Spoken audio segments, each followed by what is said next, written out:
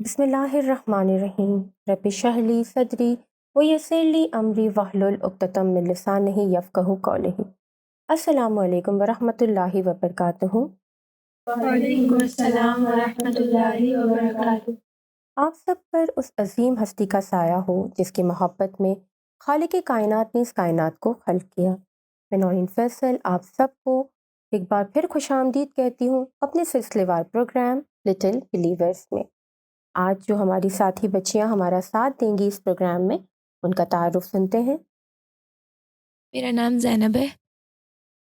میرا نام سید سکینہ ہے۔ میرا نام سمانہ زہرا ہے۔ میرا نام کسا زہرا ہے۔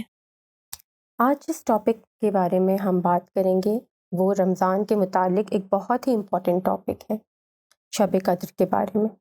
شب قدر یا لیلۃ القدر مسلمانوں کے درمیان سال کی سب سے بافضیلت رات ہے۔ قرآن و احادیث کی روشنی میں یہ رات 1000 مہینوں سے افضل اور برتر ہے۔ اسلامی تعلیمات کی روح سے شب قدر پورے سال کی سب سے افضل ترین رات ہے۔ پیغمبر اکرم صلی اللہ علیہ وآلہ وسلم سے منقول ہے کہ ایک حدیث کے مطابق شب قدر مسلمانوں پر خدا کا لطف و احسان ہے جس سے گزشتہ امتیں محروم رہیں۔ اس رات کو شب قدر کیوں کہا جاتا ہے؟ ہمارے ذہنوں میں یہ سوال آتا ہے۔ بالکل، روایتوں کے مطابق اس کو شب قدر اس لیے کہا جاتا ہے کیونکہ اس دن لوگوں کے جو تقدیرات ہیں، جو مقدرات ہیں، وہ ڈیسائیڈ ہوتے ہیں۔ اس کے علاوہ یہ بہت بافضیلت اور بابرکت رات ہے، اس لیے بھی اسے شب قدر کہا جاتا ہے۔ شب قدر کے کچھ اور ناموں میں جو ہمیں روایتوں میں ملتے ہیں اس میں کچھ نام آتے ہیں جیسے کہ لیلۃ العظمہ اور لیلۃ الشرف۔ تو قرآن کریم میں ایک مکمل سورہ ہے جس میں شب قدر کے بارے میں بیان ہوا ہے، اور اس کے علاوہ بھی ایک سورہ ہے جس کی کچھ آیتوں میں شب قدر کے بارے میں بتایا گیا ہے۔ تو آپ بتائیں گی کہ کون سی سورہ ہے؟ اور جی، سورہ قدر۔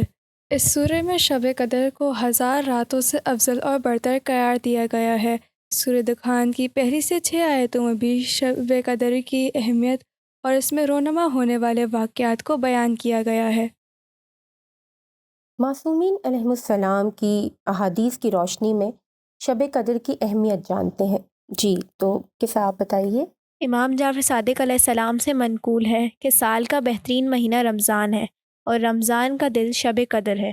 اسی طرح رسول اکرم صلی اللہ علیہ وآلہ وسلم سے بھی منقول ہے کہ شب قدر کو راتوں کا سردار قرار دیا گیا ہے۔ بالکل۔ نزول قرآن کی رات۔ سورہ قدر کی پہلی آیت سورہ دخان کی تیسری آیت کے مطابق قرآن شب قدر میں نازل ہوا۔ جی، کیسا آپ کچھ جاننا چاہتی تھیں؟ میں یہ جاننا چاہتی ہوں کہ شب قدر کی حتمی رات کون سی کہی جاتی ہے؟ یہ تو بیٹا کوئی بھی نہیں بتا سکتا، اور یہ نہیں معلوم کہ شب قدر ایگزیکٹلی کس رات کو کہا جاتا ہے۔ بہت ساری احادیث کے مطابق یہ بات یقینی ہے کہ شب قدر ماہ مبارک رمضان کے جو آخری عشرہ ہے اس میں واقع ہوئی ہے، اور زیادہ احتمال یہ دیا جاتا ہے کہ رمضان کی 19ویں، 21ویں یا 23ویں رات میں سے ایک رات شب قدر ہے، اور رمضان المبارک کی 23ویں رات کے بارے میں زیادہ ہمیں احادیث ملتی ہے۔ احادیث اور فقہی کتابوں کے مطابق ان راتوں کے ایام بھی خود ان راتوں کی طرح بابرکت، بافضیلت اور باعظمت ہیں۔ بعض احادیث میں آیا ہے کہ شب قدر کا جو راز ہے وہ جناب فاطمۃ الزہرا سلام اللہ علیہا کی ذات ہے، یعنی کہ جس نے جناب فاطمۃ الزہرا سلام اللہ علیہا کی ذات کو درک کر لیا اس نے دراصل شب قدر کو درک کر لیا۔ اس کے علاوہ بھی شب قدر کی اہمیت ایک اور حوالے سے بڑھ جاتی ہے کہ اس رات میں ہمارے پہلے امام علی ابن ابی طالب علیہ السلام کی شب ضربت بھی ہے، اور ان کی شہادت بھی 21 رمضان المبارک کو واقع ہوئی تھی۔ آپ لوگ تھوڑا سا اس کے بارے میں ڈیٹیل سے بتائیے کہ شب قدر کی اہمیت اس قدر کیوں بیان کی گئی ہے؟ مفسرین کے مطابق اس رات قرآن دفعی طور پر حضرت محمد مصطفیٰ صلی اللہ علیہ وسلم کے قلب مطہر پر نازل کیا گیا۔ اس کے علاوہ یہ رات رحمتوں کے نزول کی رات، گناہوں کی مغفرت اور ملائکہ کے نزول کی رات ہے۔ اس رات بعض احادیث کے مطابق اس رات بندوں کے مقدرات امام زمانہ اجل اللہ تعالی شریف کے حضور پیش کیے جاتے ہیں۔ جی، مقدرات لکھے جانے کی رات ہے۔ امام محمد باقر علیہ السلام سورہ دخان کی 4 آیت کی تفسیر میں فرماتے ہیں، آنے والے سال میں ہر انسان کے مقدرات شب قدر کو متعین کیے جاتے ہیں۔ بہترین۔ جی، گناہوں کی مغفرت کی رات ہے۔ شب قدر خدا کی رحمت کے خاص نزول، گناہوں کی مغفرت، شیطان کو زنجیروں میں جکڑنے اور مومنین کے لیے بہشت کے دروازوں کے کھولنے کی رات ہے۔ بہترین، احسنت، ماشاء اللہ۔ اس رات فرشتوں کا نزول ہوتا ہے۔ سورہ قدر کی آیات کی روشنی میں شب قدر کو فرشتے اور روح القدس کا نزول ہوتا ہے، اور بعض احادیث میں فرشتے اور روح ایک رات کے مقدرات کو پہنچانے کے لیے زمانے کے امام کے یہاں حاضر ہوتے ہیں۔ فرشتے ان مقدرات کو امام کی خدمت میں پیش کرتے ہیں۔ اور یہی جو ہم سنتے ہیں اور سوچتے ہیں کہ ہمارے جتنے بھی اعمال ہیں وہ امام کے حضور پیش کیے جاتے ہیں۔ ہم سب یہ دل سے دعا کرتے ہیں اور ہمیں کوشش کرنی چاہیے کہ ہم کوئی ایسا عمل انجام نہ دیں جس سے ہمارے زمانے کے امام غمگین ہو اور کسی تکلیف میں مبتلا ہو اور ہماری وجہ سے وہ غم میں مبتلا ہو یا غمگین ہو۔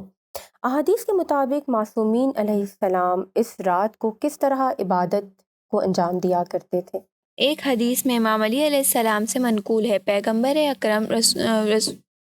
اکرم صلی اللہ علیہ وسلم رمضان المبارک کے تیسرے عشرے میں اعتکاف کے لیے مسجد میں تشریف لے جاتے اور شب قدر کی راتوں کو جاگ کر گزارتے۔ 14 معصومین علیہ السلام شب قدر کی رات میں شب بیداری کو ترک نہیں فرماتے تھے۔ ایک حدیث ملتی ہے جس میں ایک واقعہ ہے کہ ایک شب قدر کی رات امام صادق علیہ السلام سخت علیل تھے، اس کے باوجود آپ نے مسجد جا کر عبادت کرنے کی خواہش کو ظاہر کیا۔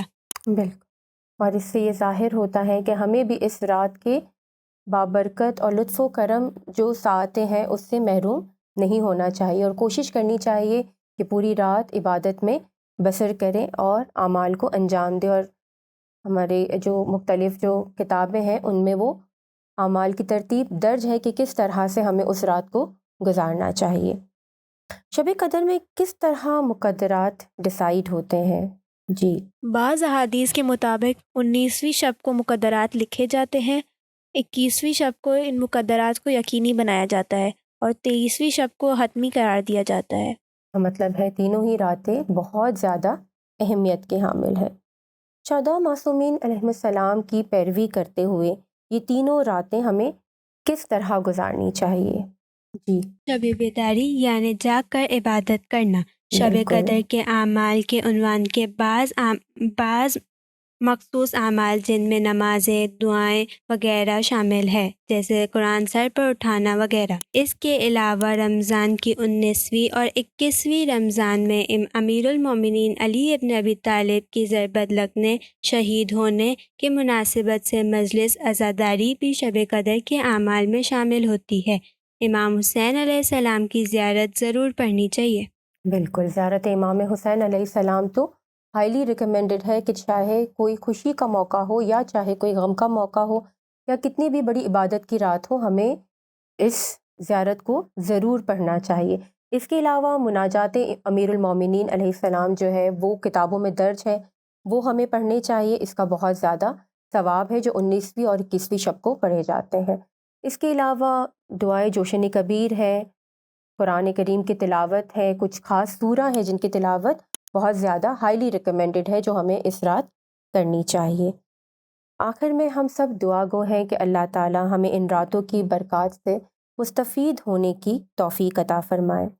آپ سب اپنا بہت خیال رکھیے گا، ہمیں اپنی دعاؤں میں یاد رکھیے گا۔ اللہ حافظ۔